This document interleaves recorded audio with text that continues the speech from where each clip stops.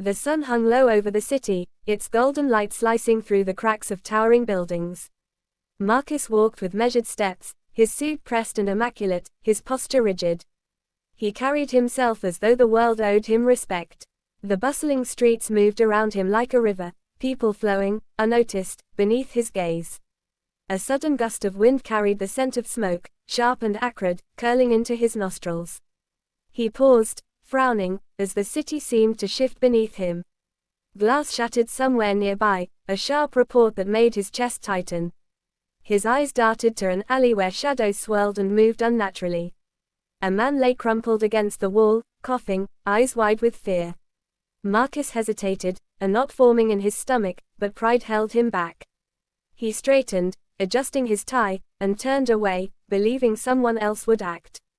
The wind carried cries now, desperate and raw, scraping at his ears. Footsteps approached, uneven, faltering. A child stumbled into view, small and trembling, clutching a torn blanket. Her eyes met his, wide, pleading, and something inside him flinched. He wanted to look away, to preserve the carefully constructed image of control. The street grew silent, oppressive, as if the city itself held its breath. Suddenly, a shout pierced the air, filled with panic and anger. A car skidded around the corner, tires screaming against asphalt, narrowly missing the child.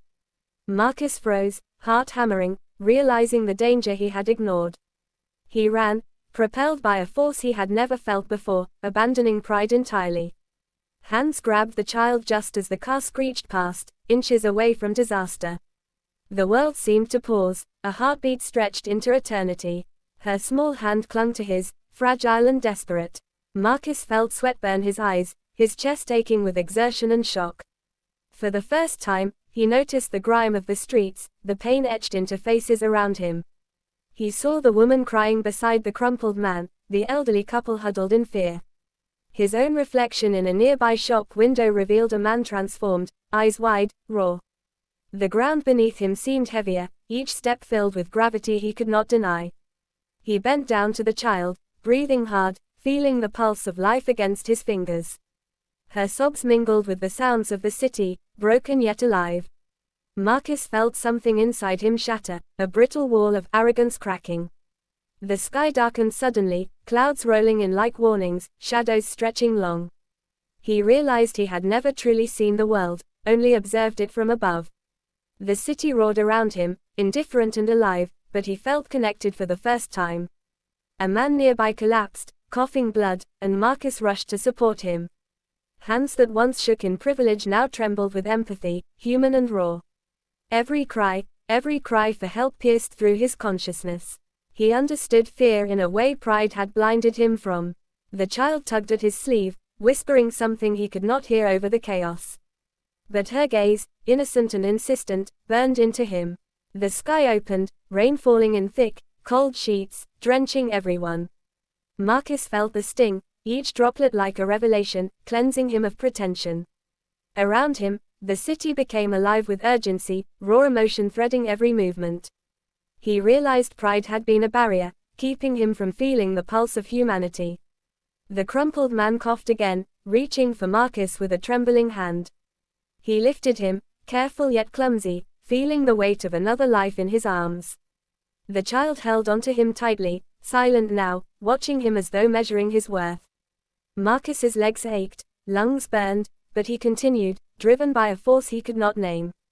In that moment, pride dissolved completely, leaving only human fragility and connection. A sudden scream rang from the far street, jagged and desperate. Marcus turned, heart hammering, realizing the city was filled with unseen suffering. He ran toward it, ignoring everything else, compelled to witness, to act, to respond. Every step tore at the remnants of his former self, leaving a man reborn in fear and compassion. The rain poured harder, thunder shaking the streets, a symphony of chaos and revelation. Marcus stumbled, nearly falling, but the child's small hand held him steady. He looked into her eyes again, seeing reflected the truth he had never known. Pride had shielded him from life, now its absence revealed everything. He could hear the cries, see the broken, feel the pulse of survival all around. A shadow moved in the corner, dark and menacing, drawing closer with deliberate intent. Marcus's heart froze, sensing danger he could not ignore. The air thickened, charged with tension, every breath heavy with impending shock. The child whispered again, pointing at something that made his blood run cold. A figure emerged from the darkness, eyes blazing with hatred, hands curled into fists. Marcus's chest tightened, mind racing, realizing he faced not only chaos but human malice. He stepped protectively in front of the child, every instinct screaming. The world seemed to slow, the thunder fading into a tense silence, waiting for the inevitable. He understood now that survival was not about pride, but courage, empathy, and raw human connection. The figure advanced, a predator in a city stripped of pretense. Marcus could feel the pulse of life, fragile and precious, in the hands he now could not let go. Every muscle tensed, every nerve alight, as humanity hung on the edge of a single heartbeat. The figure stepped closer, boots thudding against wet pavement, echoing like a heartbeat. Marcus's grip on the child tightened, her small hand trembling but unbroken. Rain plastered his hair to his forehead, water running into his eyes, stinging, blurring the scene. The air smelled of wet asphalt, smoke, and something darker, metallic, that made his stomach twist. He could feel the figure's gaze like a blade, cutting through the downpour and into his soul. The child whimpered, clinging to him, her fear raw and infectious. Marcus forced his voice to remain steady, though it shook with adrenaline. Step by step, the shadow moved with predatory precision, a predator undeterred by the storm.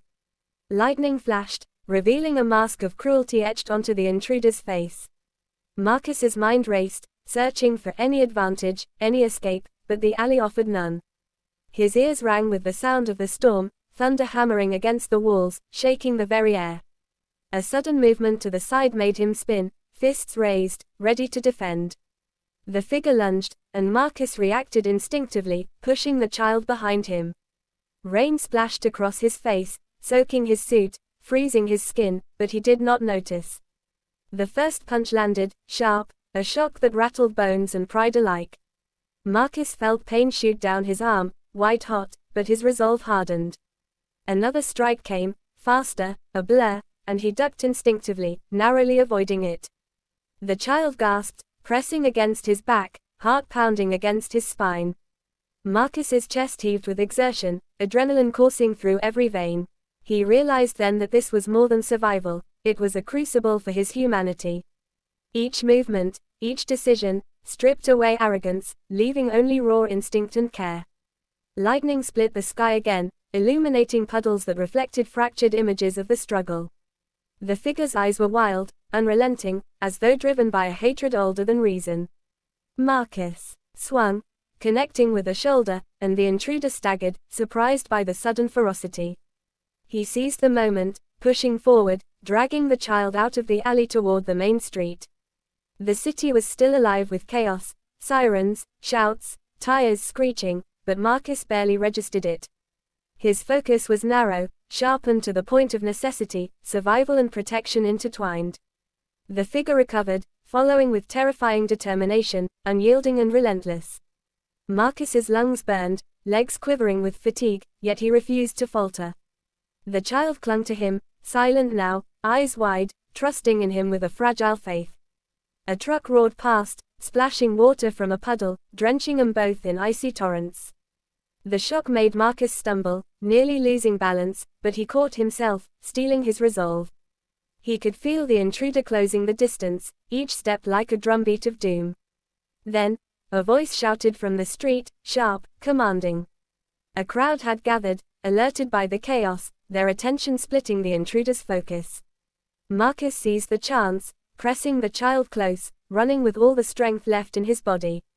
Every puddle that splashed, every shiver that cut through him, reminded him of his vulnerability.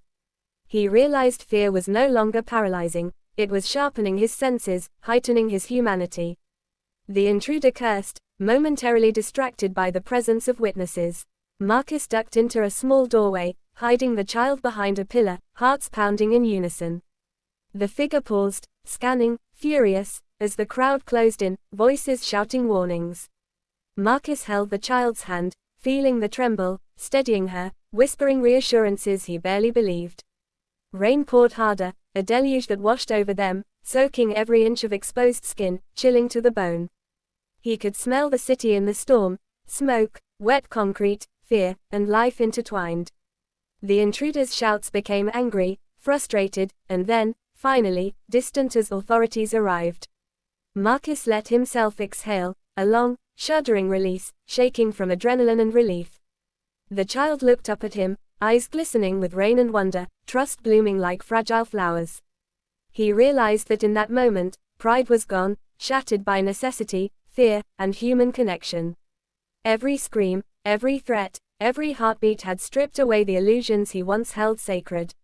He had seen humanity not as a spectator, but as a participant, fragile and flawed and beautiful.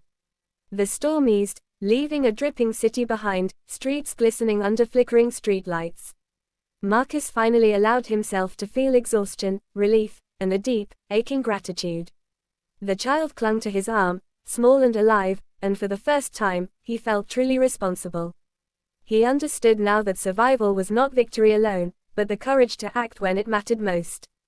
The intruder was taken, but the echoes of fear lingered, a reminder of fragility and choice. Marcus and the child stepped into the street, wet and trembling, surrounded by the murmurs of onlookers. The city breathed around them, indifferent yet alive, and he finally felt his place within it. Pride had shattered, leaving only humanity, raw, immediate, and unforgettable. Every droplet of rain, every trembling heartbeat, reminded him of the fragile beauty of life. The child smiled faintly, and Marcus returned it, a connection forged in chaos, fear, and survival. The world felt different now, vivid, urgent, alive with the weight of every life, every choice, every moment. He understood that humanity was not found in control, wealth, or status, but in the courage to face the storm and protect what mattered. Marcus let go of pretense entirely, feeling the power of empathy for the first time. In his life, the rain eased to a gentle drizzle, and the streets, still glistening, reflected the flickering lights of a city that had tested him. He held the child's hand firmly, knowing they had survived together, and that survival had awakened something deeper than pride. Marcus felt reborn, human in a way he had never imagined, and he vowed silently to never forget this lesson. The city around them moved on, indifferent, yet within him, a quiet revolution had begun. The rain finally stopped, leaving the city streets shimmering under soft lamplight. Marcus walked slowly, the child's hand still in his, small and warm against his own. Around them, life continued, people returned to their routines, unaware of the storm they had witnessed. He looked down at her, eyes reflecting the lingering fear, but also a spark of trust. For the first time, he understood that true strength was not in pride, but in compassion. Every step felt lighter, not because the danger had passed, but because he had changed within. The child whispered something, barely audible, and he bent down to listen, smiling gently. Her words were simple, yet profound, gratitude wrapped in innocence, a gift he had never expected. Marcus realized then that moments of crisis could shatter ego, but they also revealed the deepest humanity. He walked on, the city calm now, carrying a heart touched and forever altered, ready to face life anew.